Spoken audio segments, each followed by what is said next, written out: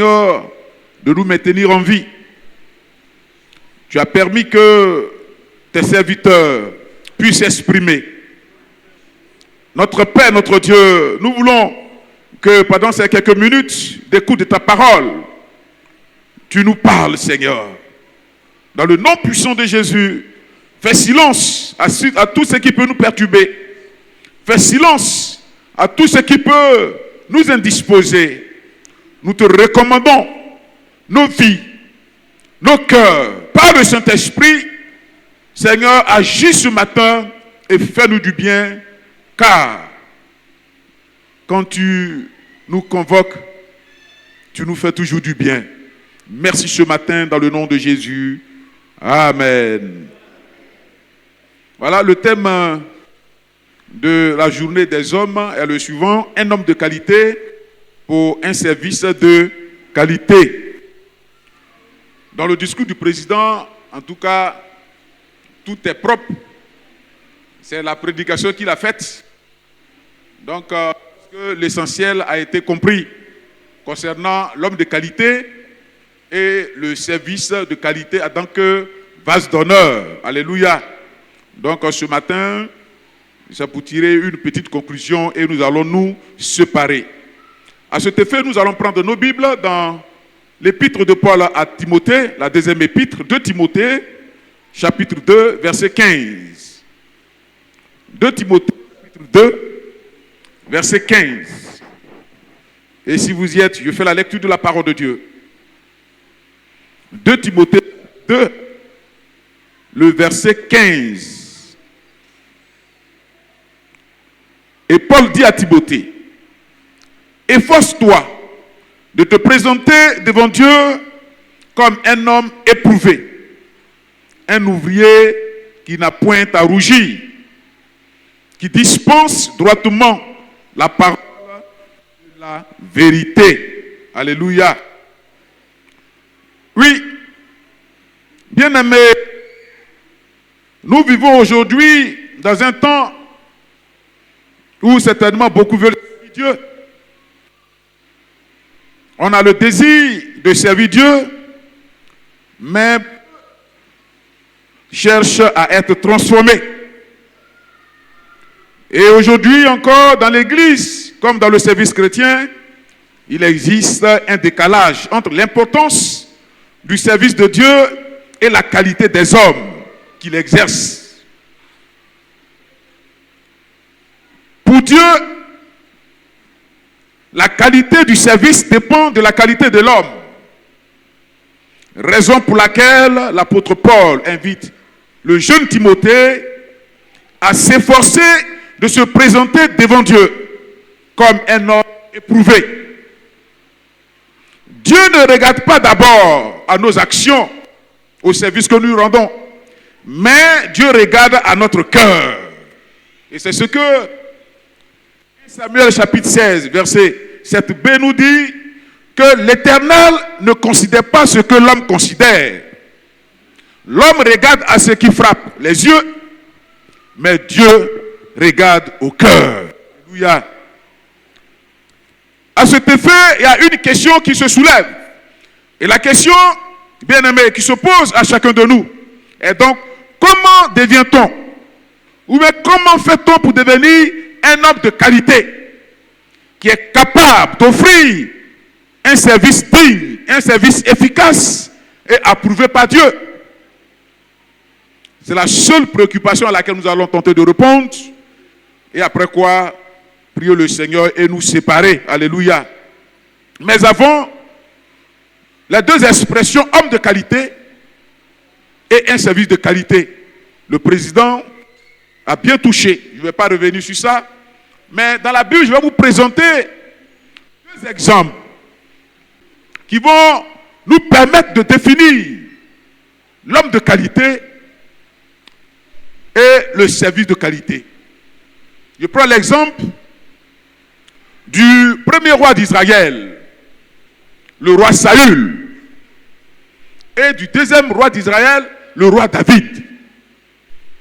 Deux hommes que Dieu, le premier, il a été souhaité par les hommes. Parce que Israël voulait un roi, comme les autres nations qui l'entouraient. Ils vont demander à Samuel de dire, pour leur donner un roi. Ils avaient besoin d'un roi pour les diriger, un roi homme. Et Dieu va susciter Saül.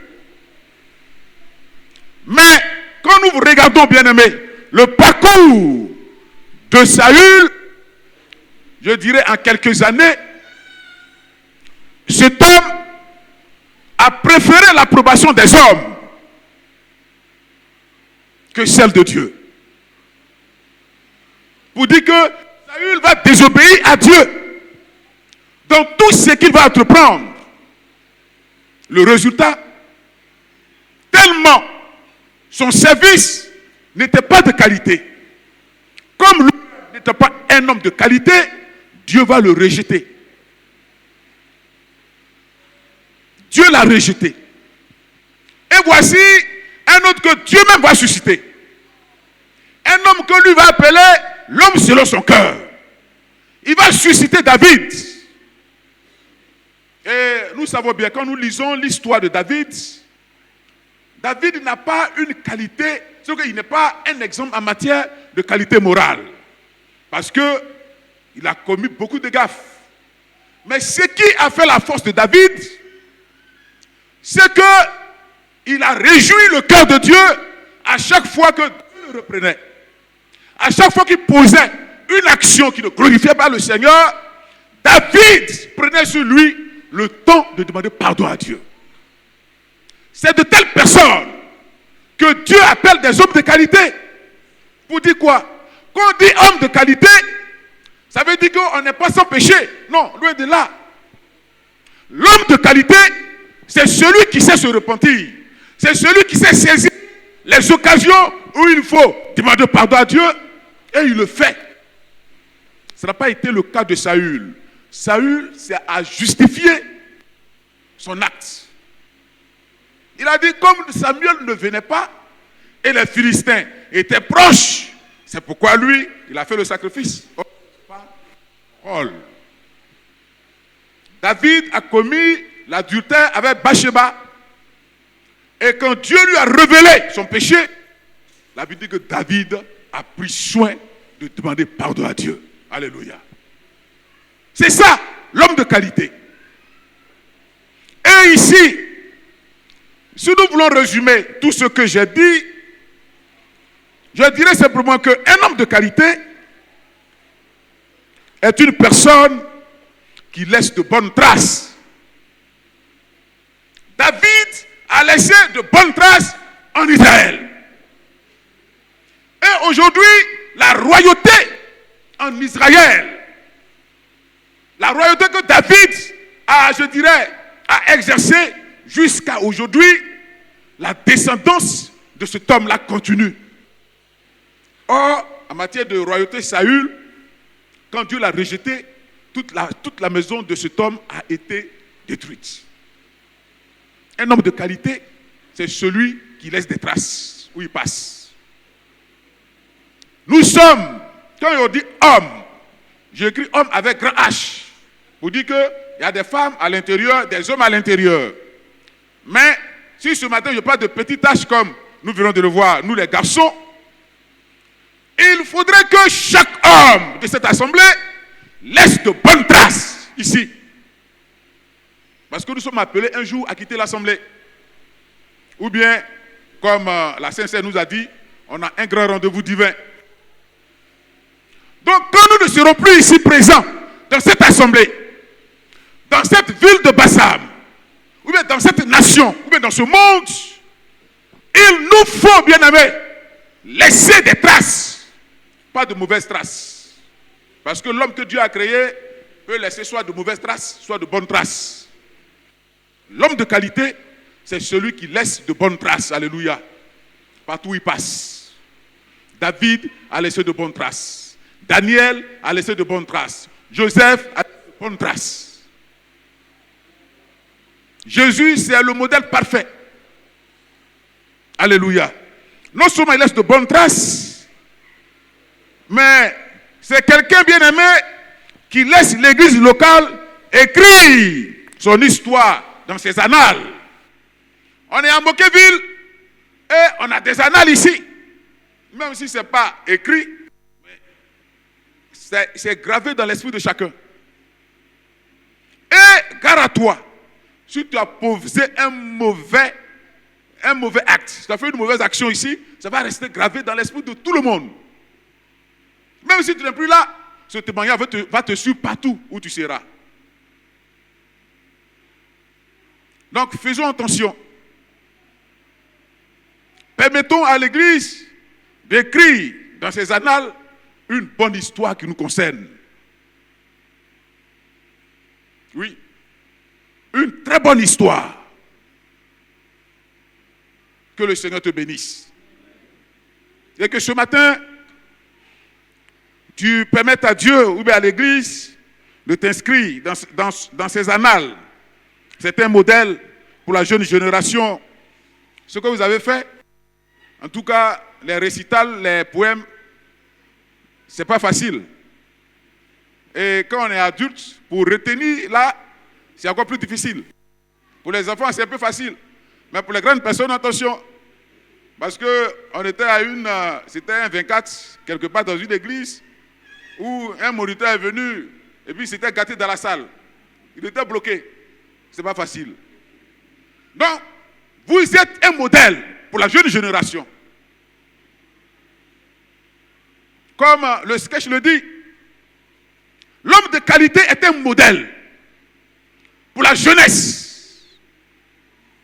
De la manière dont nous nous comportons, ou bien vous vous comportez dans l'église, c'est la même chose que les enfants de l'école de dimanche vont reproduire quand ils seront grands. De la manière dont tu diriges ta maison, tu diriges tes enfants, c'est la même copie que les enfants, quand ils vont grandir, vont te rendre. Ou bien vont rendre à la société. Soyons des modèles. Comme l'apôtre Paul l'a si bien donné comme conseil à Timothée. Sois un modèle en tout. Homme de Moqueville, Temple la Victoire. Soyons des modèles en tout. Pour influencer la jeune génération qui vient.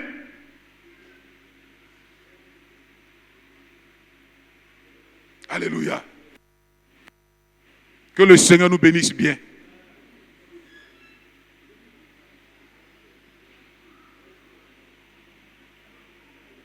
Un homme de qualité, c'est un leader. Le leader, c'est celui qui conduit. Le leader, c'est celui qui sait conduire. Quand il conduit, il n'amène pas les autres à l'abattoir. Quand il conduit, c'est pour donner une bonne suite à ceux qui le suivent. Et dans le Seigneur bien-aimé, nous devons amener la jeunesse, tous ceux qui nous suivent, au Seigneur. Amener les jeunes gens à comprendre le sens même de la vie chrétienne. Raison pour laquelle l'apôtre Paul va demander à Timothée, efforce-toi de te présenter devant Dieu comme un homme éprouvé. Un homme éprouvé, c'est un homme qui a subi tellement de preuves. C'est un homme qui a subi tellement d'examens devant Dieu qu'il est capable de transmettre ce qu'il a reçu aux autres. C'est là le modèle, c'est là le leader. Que ce matin, le Seigneur aide chacun de nous à être un leader, un homme de qualité. Que le Seigneur te bénisse. Oui, le service de qualité, on parlera de l'action extérieure, ce que nous faisons. Homme de qualité, c'est l'être intérieur, ce qui est en nous. Parce que, comme je l'ai dit, c'est en fonction de ce qui est en nous que nous produisons ce qui est dehors.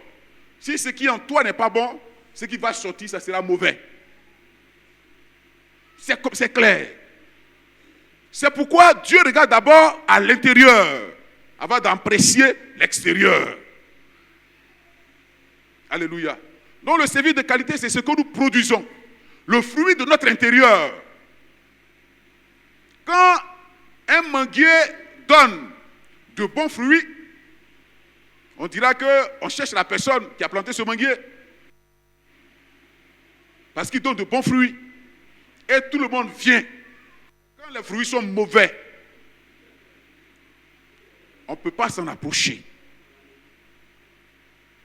Notre intérieur détermine notre extérieur, les actes que nous posons.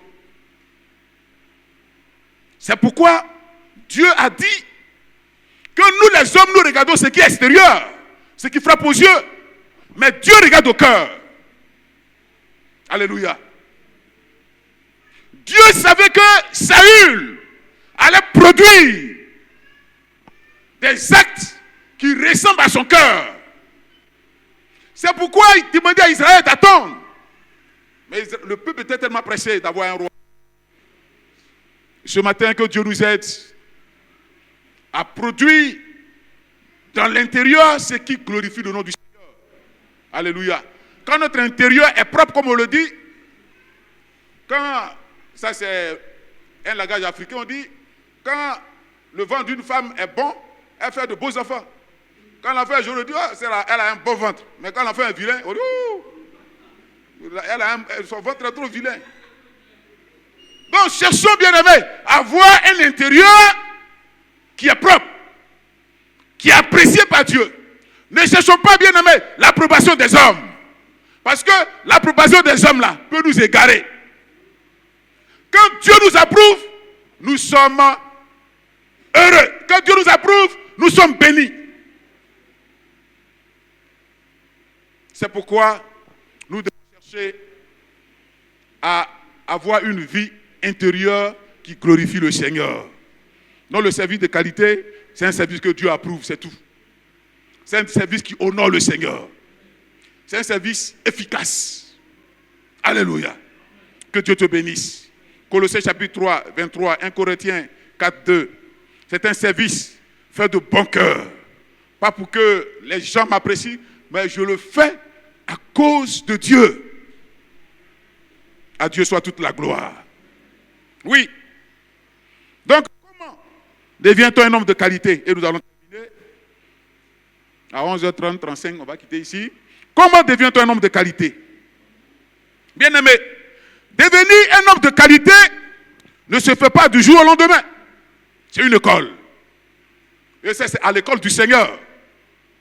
Ce n'est pas du jour au lendemain qu'on devient un homme de qualité. Quand nous prenons l'exemple de David, vous voyez, avant que l'onction de Dieu, l'onction royale, avant que Samuel n'est venu oindre David, déjà Dieu a commencé à le préparer dans la brousse, derrière les troupeaux. Il avait déjà commencé à prendre soin des animaux. Il avait déjà commencé à lutter contre les loups, contre les lions, à protéger les brebis. Dieu a pris le temps de préparer le cœur de David. Il a vu que ce jeune homme peut faire mon affaire. Si déjà il prend soin du troupeau que le Père lui a confié, c'est que c'est un bon berger. Il peut prendre soin de mon peuple. Et David, en 1 Samuel chapitre 17, va bien aimer. Je dirais, dis à Dieu que ce que tu as pensé de moi est vrai.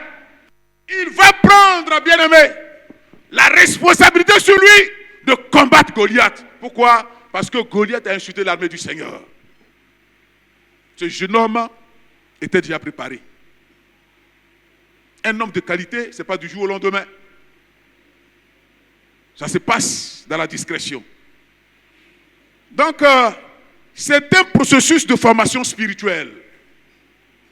Un processus de formation sociale.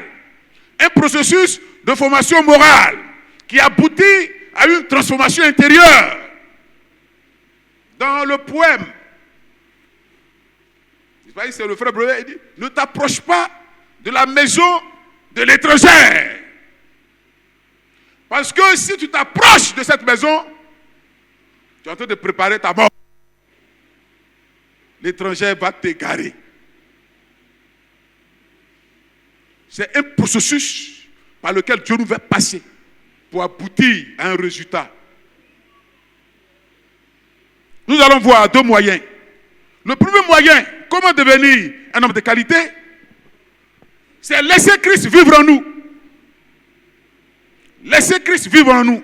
Galates chapitre 2, verset 20, que je paraphrase. L'apôtre Paul dit, désormais, si je vis, ce n'est plus moi qui vis, mais c'est Christ qui vit en moi. Laissez Christ vivre en nous. Ce n'est pas perdre notre personnalité. Quand on donne notre vie à Christ, on ne perd pas notre personnalité.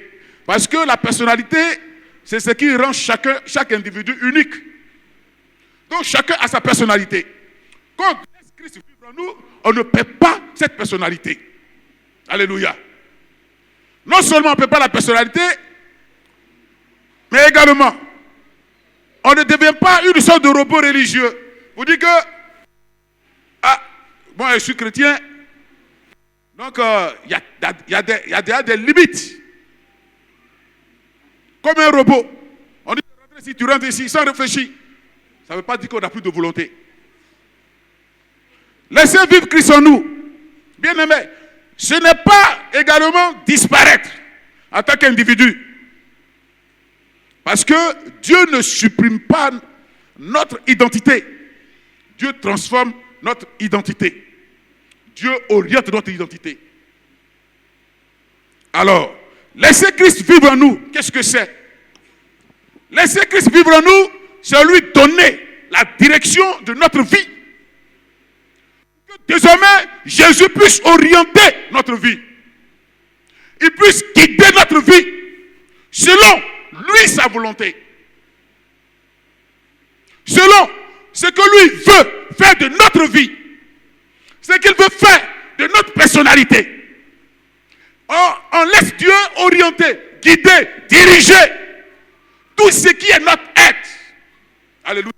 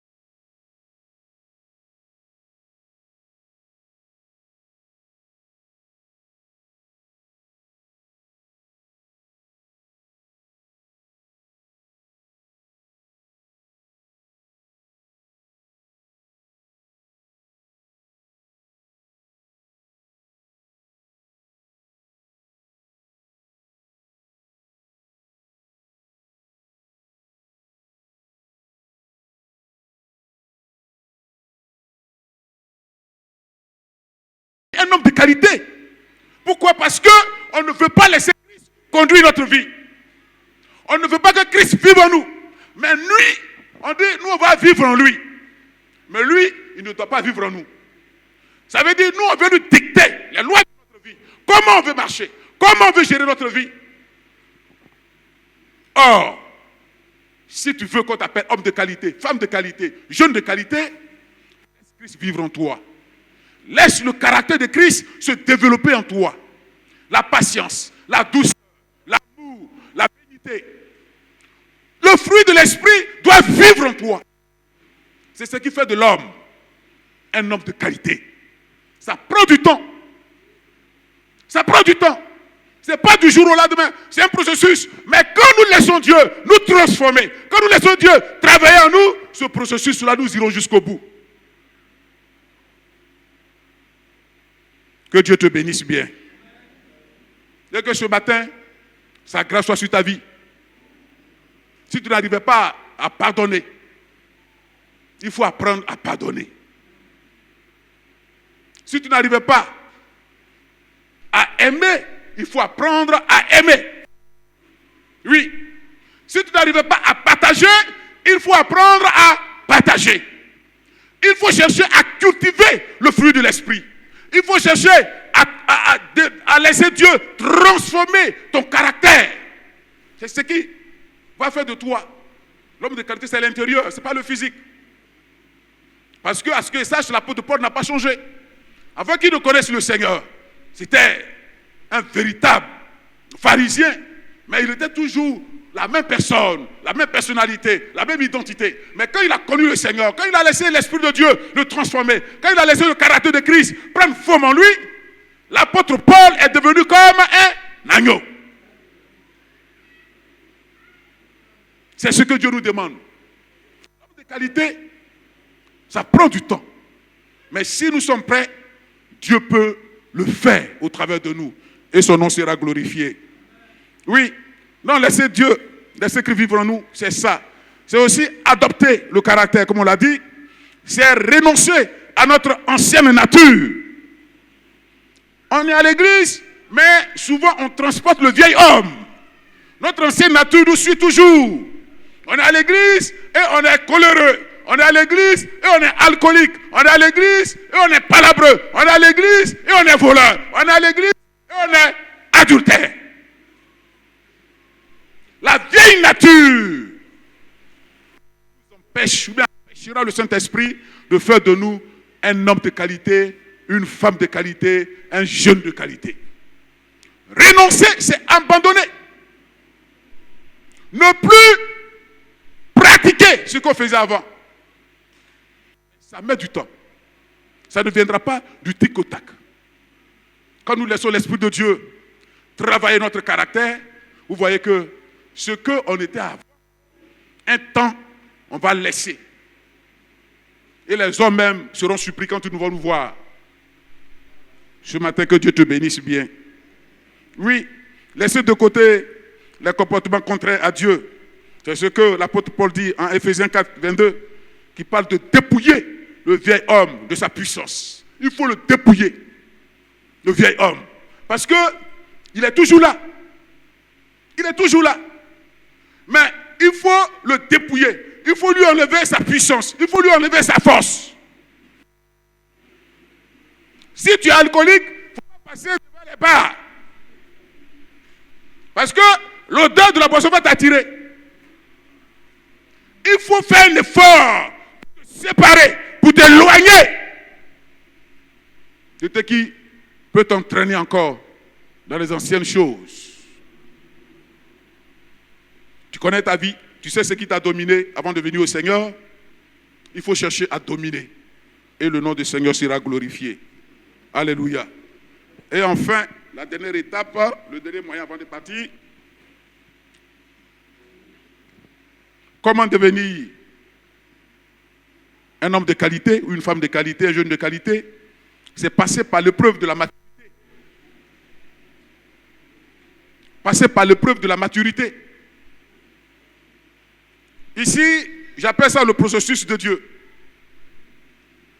Passer par l'épreuve de la maturité, c'est le processus de Dieu. Quand un enfant naît, il suit un processus. C'est la même chose dans la marche chrétienne, dans la vie chrétienne. Si tu ne fais pas un effort pour, étant couché comme un bébé, chercher à te renverser, à t'asseoir, à faire 4 pattes, à te lever, tu vas rester toujours couché. Or, avec Dieu, c'est un processus. Pour la première fois, quand nous découvrons le Seigneur, on accepte la parole de Dieu avec joie. Mais quand tu regardes aujourd'hui, ceux avec qui tu as accepté le Seigneur, il y a beaucoup qui ont renoncé, qui ont abandonné. Il y a beaucoup qui ne sont pas arrivés au bout, ils se sont arrêtés à mi-temps. Il y a d'autres qui sont arrivés avec toi, mais qui ne préparent leur marche, leur vie chrétienne au sérieux. Pour dire qu'il y a des étapes qui ont été négligées, bafouillées. Et il y a d'autres qui sont encore au lait, comme l'apôtre Paul le dit. C'est ce que Jacques dit, Jacques chapitre 1, verset 3 à 4. Et je lis, il dit, sachant que l'épreuve de votre foi produira la patience. Mais il faut que la patience accomplisse parfaitement son œuvre, afin que vous soyez parfaits et acquis, et accomplis, sans faillir en rien. Je mets l'accent sur la patience. La patience, le dictionnaire nous dit quoi? C'est la capacité donnée par le Saint-Esprit de supporter avec calme, de supporter avec persévérance les épreuves, de supporter les difficultés et de supporter les personnes, nous, nos frères, nos sœurs, sans se décourager ni se mettre en colère. C'est un processus. Dans l'épreuve de la maturité, il y a le mot qu'on appelle la patience. La patience est un fruit de l'esprit. Et ici, l'apôtre Jacques met l'accent sur la patience dans l'épreuve. Il met l'accent sur la patience dans le processus de Dieu, dans le processus de la maturité. Le mot patience. Savoir attendre, sans murmurer. Savoir attendre quand c'est chaud. Savoir attendre quand les difficultés nous submergent, sans nous décourager.